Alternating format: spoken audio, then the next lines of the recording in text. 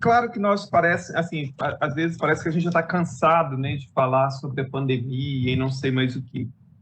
Mas na semana em que nós, né, em grande parte dos municípios, muitas atividades estão voltando, em muitos municípios as aulas estão retornando, e tudo isso é preocupante, né? Assim, eu entendo a necessidade de retomar as atividades, mas como as pessoas vão retornar? Hoje pela manhã, como muitas atividades estão voltando, eu estava caminhando pelo calçadão antes das 7 horas e observando como muitos ônibus estão andando lotados, socados de gente. Como é que a gente debela essa situação assim? Então, as pessoas agora, mais do que nunca, elas precisam tomar todos os cuidados.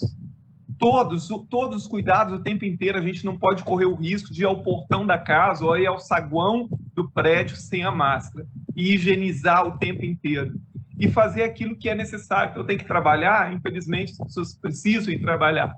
Agora, se há atividades que a gente pode postergar, pode fazer depois que for vacinado, depois que ampliar a vacinação, isso deve ser feito, né? Porque é preocupante. Ontem, dia 25 de abril, fez um ano que a minha cunhada faleceu de Covid.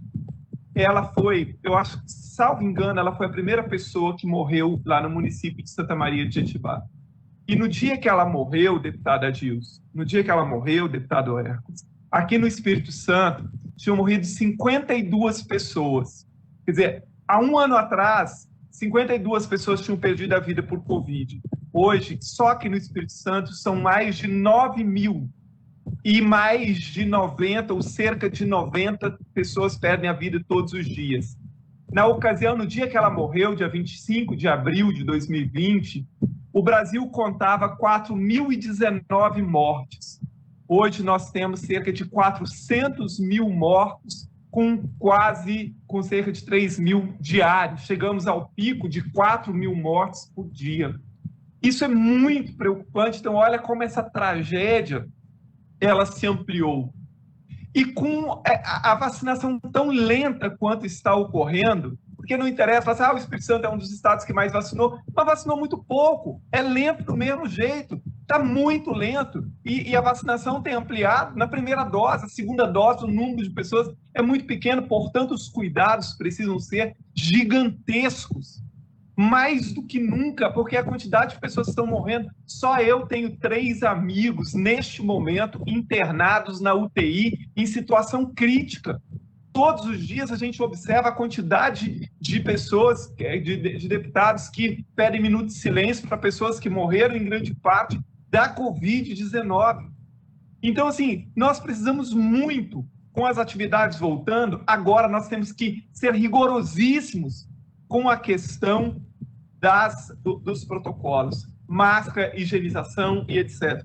Eu ouvi hoje, deputada Dilson, as pessoas falando sobre a ampliação de leitos aqui no Estado, e eu acho que o Estado conduziu bem essa história, também acho que, não, né, que o Estado fez mais do que se tivesse um hospital de campanha. Mas tem uma coisa que me preocupa, e talvez nós temos vários médicos aqui, e alguém pudesse explicar, porque apesar dessa expansão toda, o Espírito Santo é um dos estados de maior índice de mortalidade do país.